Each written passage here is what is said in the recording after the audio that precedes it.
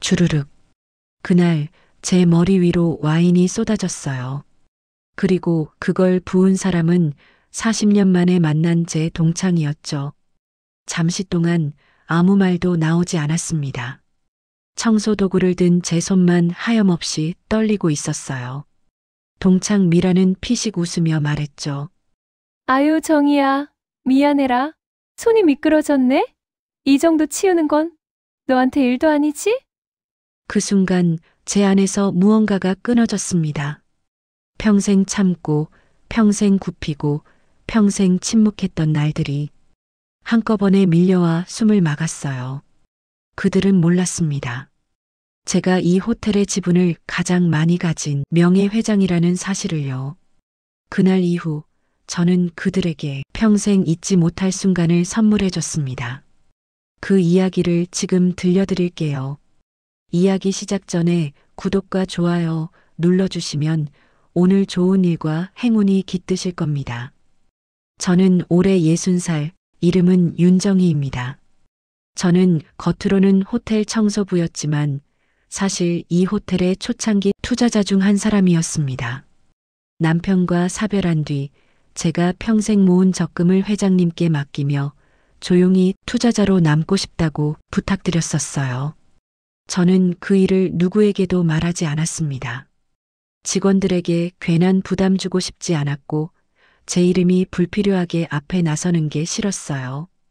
그래서 청소부 복장을 하고 묵묵히 일했지만 새로 들어오는 직원 채용 서류나 협력업체 계약건 같은 중요한 일들은 회장님이 늘 제게 먼저 보여주며 의견을 물어보곤 했죠. 그런 제 모습을 다른 사람들은 알 리가 없었습니다. 특히나 제 동창들은 더더욱 몰랐죠. 그런데 며칠 전부터 호텔에 이상한 소문이 돌기 시작했습니다. 이번 주에 협력사 대표 부인들 동창회가 열린대요. 아주 호화롭게. 그리고 그 명단에서 저는 40년 전 졸업한 고등학교 이름을 봤습니다. 불안한 예감이 스쳤습니다. 설마 그 애들이? 그때까지도 저는 몰랐습니다. 그들이 이번 동창회를 호텔에서 열기로 한 이유가 단순한 추억 때문이 아니라는 걸요. 그리고 그 불길한 예감은 현실이 되었습니다. 동창회가 열리기 하루 전 호텔은 유난히 분주했습니다. 저는 평소처럼 17층 연회장을 맡아 청소하고 있었어요. 그런데 익숙한 이름들이 적힌 예약 명단이 제 눈에 계속 걸렸습니다. 윤미라, 박성희, 최선아. 40년 전 늘 우리 반의 여왕벌처럼 군림하던 아이들이었죠. 가난한 집딸이라는 이유로 제 도시락을 뒤집어 엎고 수학여행에선 제 이불에 벌레를 넣고 졸업식 날엔 제 구두를 숨겨놓기도 했던 그 아이들. 저는 마음을 다잡았어요. 지나간 일이다. 이제 다 나이 들었잖아. 서로 못 알아볼 수도 있어. 하지만 가슴속 깊은 곳에서 오래 묵은 상처가 다시 쑤시기 시작했습니다. 그리고 다음 날 결국 그들과 마주하게 되는 순간이 왔습니다. 연회장은 이미 화려하게 꾸며져 있었고 저는 의자 배치를 다시 정리하고 있었어요. 그때 뒤에서 누군가 제 이름을 불렀습니다. 어머, 혹시 윤정이 아니니? 천천히 돌아보니 40년 전 제 머리채를 잡아 끌던 미라가 화려한 옷을 입고 서 있었어요. 뒤에는 성희와 선아도 함께였고요. 미라는 입꼬리를 올려 말했습니다. 아휴, 진짜 너 맞네. 근데 너 아직도 이런 일 하는구나? 그 말투는 딱 예전 그대로였습니다. 불쾌함을 관심으로 포장하는 목소리. 저는 대답하지 않으려 했습니다. 그저 정중하게 인사만 하려고 했어요. 오랜만이야. 그런데 선아가 제 말을 끊었습니다. 야, 오늘 여기 청소는 정희가 직접 해주는 거야? 뭔가 특별하다. 하? 웃음소리가 연회장의 메아리처럼 울렸습니다. 저는 조용히 걸레를 들고 다른 쪽으로 이동하려 했지만 그들은 굳이 제 앞을 가로막았습니다. 아니, 잠깐만. 우리 사진 찍어야 되는데. 여기 좀 치워줄래? 맞아. 여기 와인 조금 흘렀거든. 호텔에 청소부가 있어도 이 모양이네. 아기는 없다는 듯한 표정이었지만 그 말들 하나하나가 가시처럼 박혔습니다. 저는 고개를 숙이고 흘린 와인을 닦기 시작했습니다. 그 순간 성희가 제 어깨를 톡 치며 말했습니다. 우리 동창회 때 너도 잠깐 와. 그래도 동창인데 안 오면 서운하지. 서운? 그들은 40년 전 제게 했던 행동을 단 한 번도 사과한 적 없었습니다. 심지어 지금도 저를 호텔 청소하는 가난한 동창 정도로 생각하는 것이 눈에 보였어요. 저는 조심스럽게 말했습니다. 나는 근무 중이라 참석하기가 좀. 그러자 미라가 눈을 크게 뜨며 웃었습니다. 에이, 그래도 잠깐 얼굴은 비춰야지. 우리도 너 보니까 참 재밌잖아. 청소부 동창이라니 이런 일도 있네. 그 웃음 속엔 여전히 우리가 위, 너는 아래라는 태도가 숨겨져 있었습니다. 그때 저는 깨달았습니다. 40년이 지나도 사람은 쉽게 변하지 않는다는 걸요. 동창회는 오후 7시에 시작되었고 저는 그 시간에 하필 연회장이 있는 17층 복도 청소 근무가 배정되어 있었어요. 직원들은 분주하게 음식을 나르고 있었고 저는 쓰레기통과 바닥을 정리하고 있었습니다. 그런데 동창회가 시작되자마자 연회장 문이 벌컥 열리며 미라가 저를 불렀습니다. 윤정희, 잠깐만 와봐. 저는 속으로 깊게 한숨을 쉬며 다가갔습니다. 그러자 그녀는 와인잔을 흔들며 말했습니다. 우리 옛날 얘기하고 있었거든. 근데 너 그때 참 순했잖아. 우리한테 참 많이 당했어. 안 그래? 선아가 이어 말했습니다. 맞아, 맞아. 그래서 정희가 반에서 제일 재미있었지. 그들은 웃었고 그 웃음은 예전처럼 제 귓가에 쨍하게 박혔습니다. 저는 조용히 말했어요. 그때는 나도 어려서. 하지만 제 말은 끝까지 이어지지 못했습니다. 미라가 와인잔을 휘저으며 말했기 때문이죠. 아휴, 됐어. 옛날 얘기잖아. 근데 너 있잖아. 지금 모습 보니까.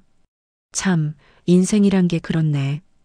그 말이 떨어지는 순간 제 마음속에서 오래된 균열이 다시금 벌어지고 있었습니다. 그리고 그 균열은 곧 부서져 내릴 준비를 하고 있었어요. 동창회 시작 후 1시간이 지나자 연회장은 웃음소리와 술냄새로 가득했어요. 저는 복도 쓰레기통을 정리하다 연회장 안에서 제 이름이 또 들리는 걸 듣게 됐습니다. 정희는 지금도 가난하지? 아니, 청소부면 뭐. 그래도 밥은 먹고 살겠네. 저는 애써 못 들은 척했지만 그 말은 또 하나의 흉터가 되어 박히고 있었습니다. 그때였습니다. 연회장 문이 다시 열리고 미라가 저를 손짓으로 불러 세웠습니다. 정희야, 와봐. 우리 단체 사진 찍을 건데 너도 잠깐 서 있어. 아니, 바닥 청소하던 포즈로 서 있어봐. 그게 더 재밌겠다. 그리고 주변에서 웃음이 터졌습니다. 몇몇 남자 동창들은 야, 너무한 거 아냐? 하며 말렸지만 미라와 성희, 선아는 더 신나 보였습니다. 저는 말했습니다. 난 일하는 중이야. 사진은. 그러자 선아가 제 손목을 확 잡아 끌었습니다. 아유, 일하는 중이면 뭐 어때? 너는 원래 우리 반에서 심부름 담당이었잖아. 그때처럼 잠깐 와. 그 손목을 잡은 감촉이 너무 차가웠습니다. 마치 40년 전으로 끌려가는 느낌이었어요. 저는 조용히 손을 빼며 말했습니다. 이 손 놓아줘. 그러자 미라가 짜증 섞인 목소리로 말했습니다. 봐라, 우리 정희 성질 좀 나셨네? 청소부도 기분 나쁠 때가 있나 보네. 성희가 이어 말했습니다. 아니, 이 호텔에서 일하는 게 뭐 그리 대단하다고. 자존심만 남았네. 그 말들을 뒤로하고 저는 조용히 등을 돌렸습니다. 그냥 이 자리를 벗어나고 싶었어요. 하지만 그들은 저를 절대 놓아주지 않았습니다. 야, 정희야. 미라가 갑자기 소리쳤습니다. 여기 와인이 좀 흘렀어. 여기 좀 닦아줄래? 저는 몸을 돌려 와인을 닦으려 했습니다. 그때였습니다. 미라가 들고 있던 와인잔이 제 머리 위로 천천히 올라가는 게 보였습니다. 순간 심장이 철렁 내려앉았습니다. 그리고 와인잔은 거침없이 기울어졌습니다.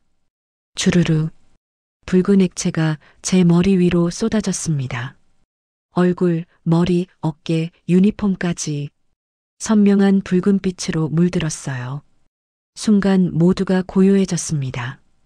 그리고 바로 다음 순간 폭발적인 웃음이 터졌습니다.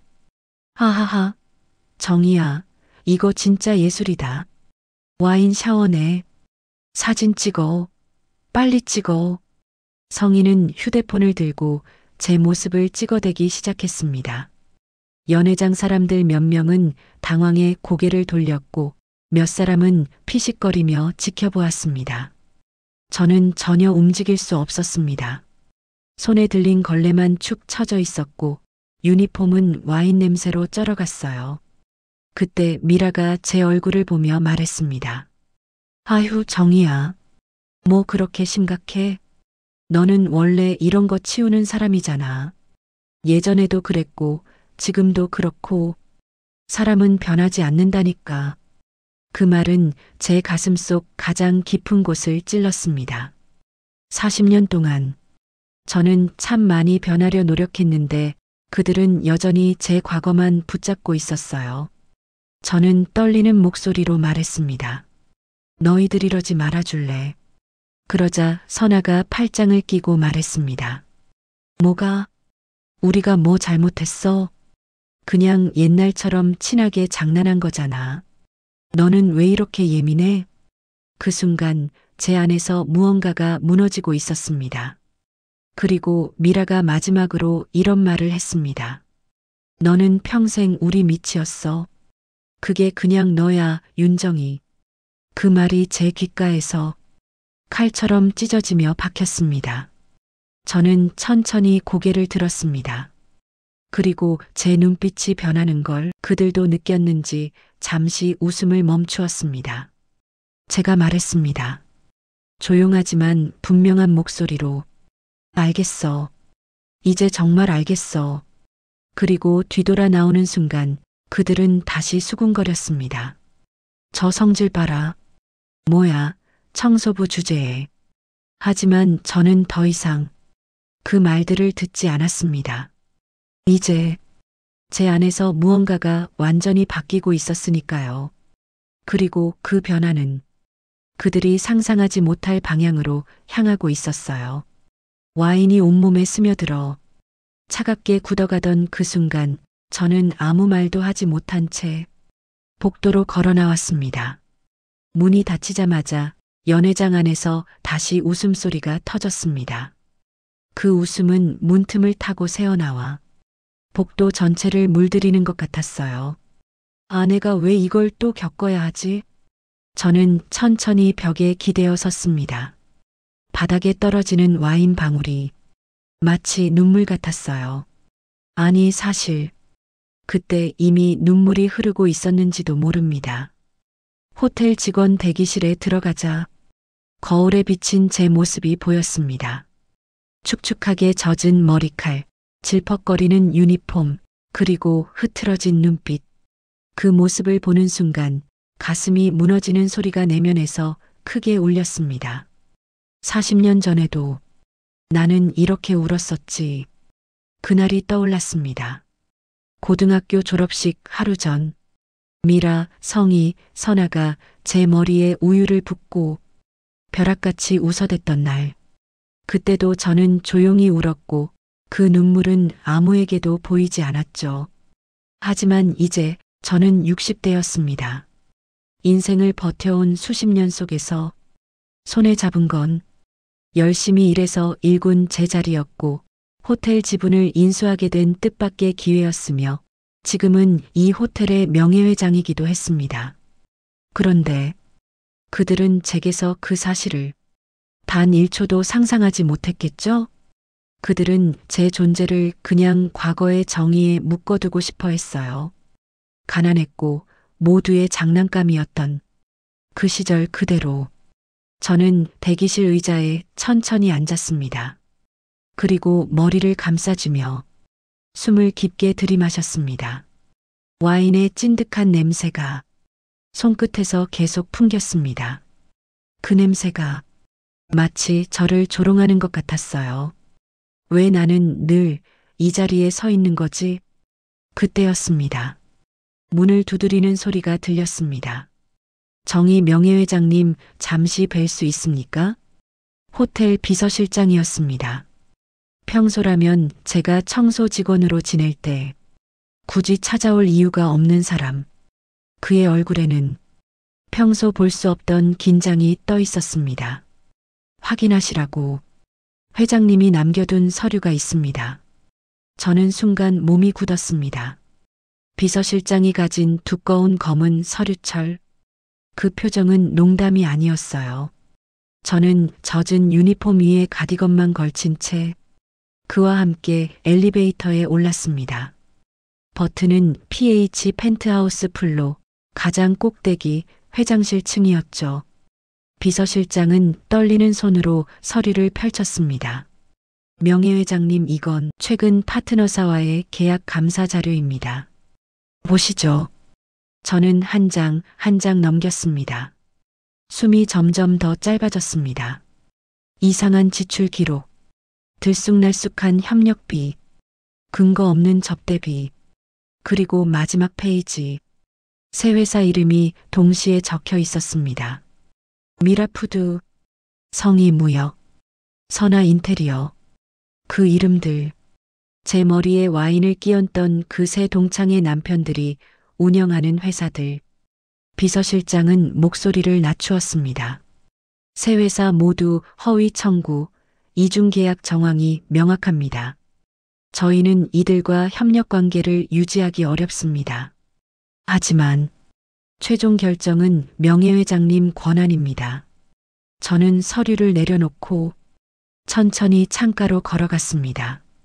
밖에서는 밤의 도시가 흐릿하게 번지고 있었고 제 안에서는 오래된 상처가 다른 색으로 변해가는 느낌이 들었습니다. 놀람, 두려움, 슬픔, 그리고 마지막엔 아주 미세한 하지만 확실한 결심의 빛. 저는 손등에서 와인 냄새를 한번 맡았습니다. 그 냄새가 더 이상 모욕처럼 느껴지지 않았습니다. 오히려 변화를 끌어올 신호처럼 느껴졌습니다. 유리창에 비친 제 얼굴은 조금 전 대기실에서 본 흐트러진 모습과 달랐습니다.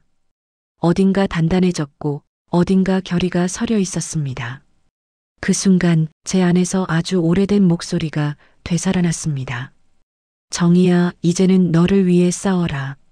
그 말이 제 인생을 바꾸는 첫 문장이라는 걸 저는 분명히 알고 있었습니다. 엘리베이터에서 내려 회장실 층을 나설 때 제 발걸음은 이상하리만큼 가벼웠습니다. 몸은 아직 와인 냄새로 눅눅했지만 마음 한구석에서는 아주 미세한 불씨 같은 것이 타오르고 있었어요. 복도로 내려가는 길, 호텔 외벽을 따라 흐르는 LED 조명이 아래 도시를 은은하게 비추고 있었습니다. 정희 명예회장님, 결정은 너무 서두르지 않으셔도 됩니다. 비서실장의 목소리가 조심스러웠습니다. 저는 고개만 살짝 끄덕였습니다. 제 안에서는 이미 어떤 방향으로 나아갈지 정해지고 있었으니까요. 직원 휴게실에 불을 끄고 잠시 빈 복도를 걸었습니다. 이 호텔은 저는 20년 넘게 몸으로 익힌 곳입니다. 새벽마다 바닥을 닦던 복도, 수건을 접던 세탁실, 방문 손잡이를 소독하던 손끝의 감각. 저는 누구보다 이 호텔의 숨소리를 잘 알고 있었죠.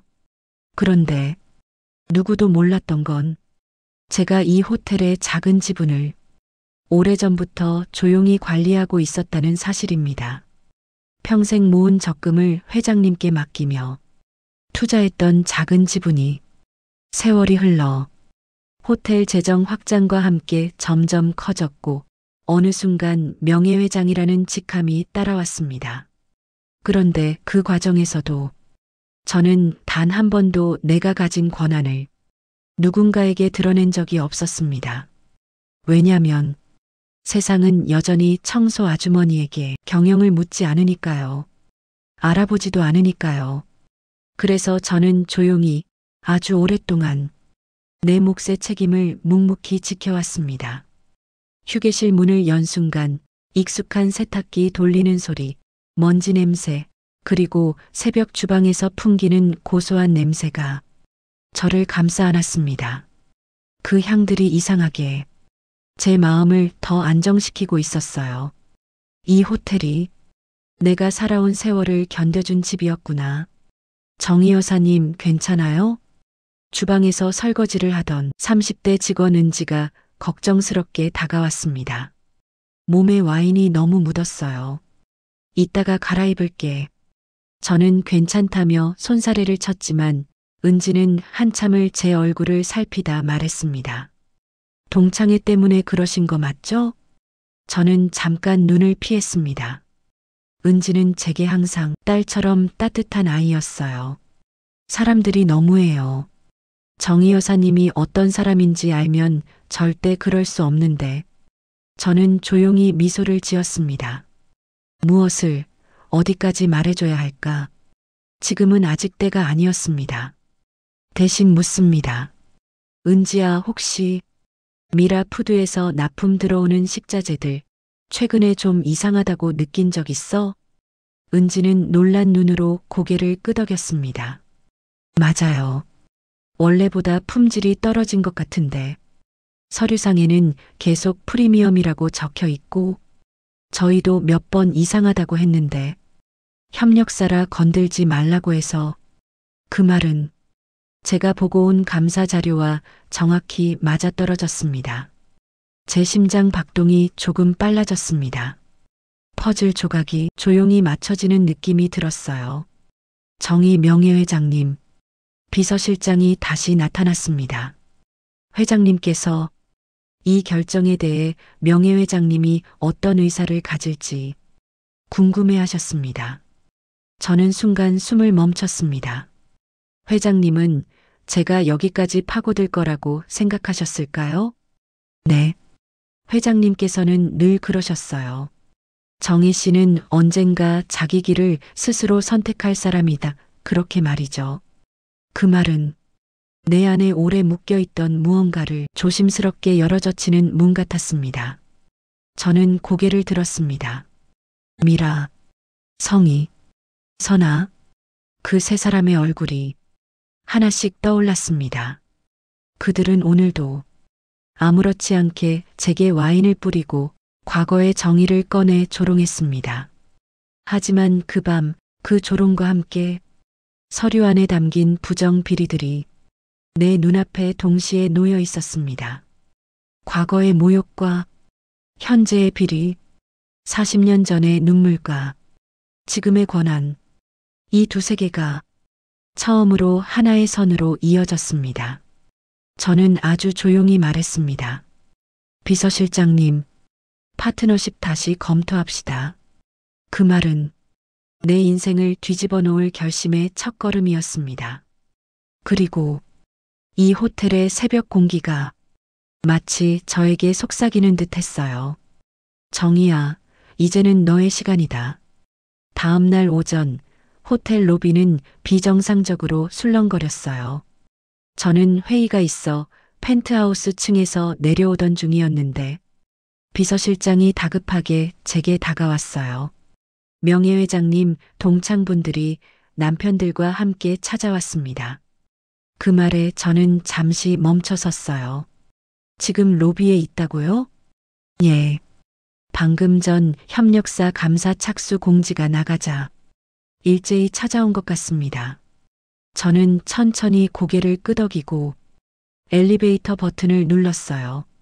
문이 열리고 로비가 눈앞에 펼쳐졌어요. 그리고 그곳에는 어제 저를 모욕했던 동창 미라, 성희, 선아, 그들의 남편들까지 모두 서 있었어요. 아니, 굳어 서 있었다고 해야 하나요? 저를 보자마자 표정이 동시에 무너져 내렸어요. 미라의 남편이 제일 먼저 저를 보고 눈이 휘둥그레졌어요. 저분이 그 명예회장님이라고요? 직원이 고개를 끄덕이자 그의 다리가 휘청했어요. 성희의 남편은 급히 넥타이를 고쳐매며 진땀을 흘렸어요. 청소나 하는 너가 왜 거기서? 성희의 그 말에 성희의 남편이 그녀의 팔을 움켜쥐며 속삭였어요. 말 좀 조심해 제발. 하지만 이미 늦었어요. 모든 상황은 공개된 상태였어요. 저는 로비 중앙까지 걸어갔어요. 하이힐 소리가 대리석 바닥에 맺혀 울렸고 그 소리 하나로도 분위기가 가라앉았어요. 제가 멈춰선 순간 그들은 동시에 허리를 숙이며 인사했어요. 안녕하십니까, 명예회장님. 죄송합니다. 이런 모습을 보이게 되어. 하지만 저는 가만히 그들을 바라보기만 했어요. 그러자 갑자기 미라가 제 앞에 무릎을 꿇었어요. 정희야 아니, 명예회장님. 우린 정말 몰랐어. 제발 우리 회사만 살려줘. 뒤이어 성희와 선아도 주저앉듯 무릎을 꿇었어요. 그리고 남편들까지 모두가 호텔 로비 한가운데에서 저를 향해 무릎을 꿇었어요. 우리 아이들 아직 유학 중이야. 직원들도 많아. 우리 망하면 다 길바닥이야. 정희야 부탁이야. 직원들과 손님들은 숨죽여 지켜보고 있었고 저는 그 장면 속에서 40년 전 제 모습이 겹쳐 보였어요. 괴롭힘을 당하며 바닥을 보며 울던 소녀 정희. 그 누구도 제게 사과하지 않았던 그 시절. 그런데 지금 제가 견뎌온 세월 앞에서 그들이 무릎을 꿇고 있었어요. 하지만 저는 그렇게 오래 바라보고만 있지 않았어요. 차분히 입을 열었어요. 어제 나에게 와인을 부었지. 그건 그땐 몰라서. 40년 전에도. 그땐 정말 미안했어. 그들의 목소리는 더 이상 저를 깎아내리는 사람이 아닌 살기 위해 매달리는 사람의 목소리였어요. 저는 고개를 저었어요. 저는 여러분을 벌주려고 여기 서 있는 게 아니에요. 그 말에 그들이 고개를 들었어요. 절박함이 가득한 눈빛이었어요. 하지만 호텔에 손해를 준 건 사실이고 이 문제는 더 이상 사적으로 풀 수 없어. 정희야 제발 한 번만 봐줘. 우리가 어떻게든 갚을게. 정희야 부탁이야. 저는 로비를 둘러봤어요. 모두가 숨을 죽인 채 제가 어떤 선택을 할지 기다리고 있었어요. 그리고 조용히 말했어요. 감사는 예정대로 진행합니다. 하지만 결과는 법과 절차에 따라 결정될 거예요. 그 순간 그들의 얼굴에서 마지막 희망이 꺼지는 게 보였어요. 남편들까지 머리를 조아리며 말했어요. 명예회장님, 제 아내는 어제 술 때문에. 우리도 몰랐습니다. 정말입니다. 한 번만 기회를. 하지만 저는 40년 동안 묶여있던 제 마음을 그들과 함께 묶어둘 생각이 없었어요. 저는 돌아서며 마지막으로 말했어요. 정의를 무시했던 건 여러분 마음대로였지만 저는 이제 여러분을 과거처럼 대하지 않을 거예요. 로비가 조용해졌어요. 그들은 무릎 꿇은 채 아무 말도 하지 못했어요. 저는 엘리베이터에 올라타며 마지막으로 한 생각을 했어요.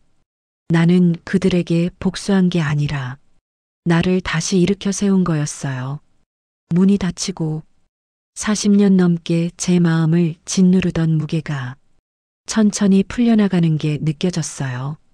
다시 걷기 시작한 길.